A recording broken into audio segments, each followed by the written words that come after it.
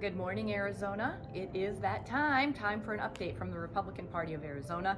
I'm your chairwoman, Dr. Kelly Ward, and wow, explosive news in our lawsuit. So remember yesterday I talked about that we filed a petition to be able to examine ballots.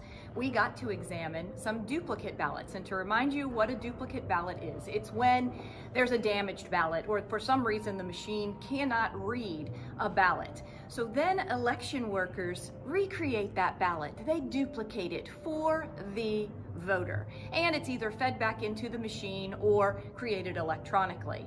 So these duplicate ballots, we got to examine 100 of them. It's a very, very small sample, but guess what?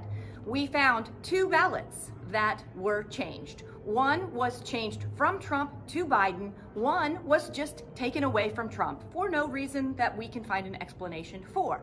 So 2% of those ballots. Now, thank goodness that Judge Warner said he wanted to err on the side of transparency and let us look at these. Also, this is good news because those media propagandists who say there's no evidence of fraud can now shut up. The bad news is this looks like this election has been attempted to be stolen from President Trump.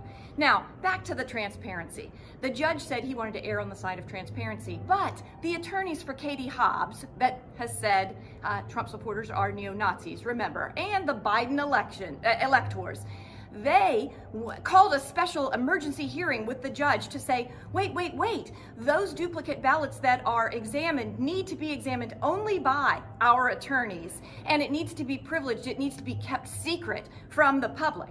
Now, the judge did say, why would you want that? And then he refused their request, their ridiculous request. This shows us that these Democrats are anti-transparency.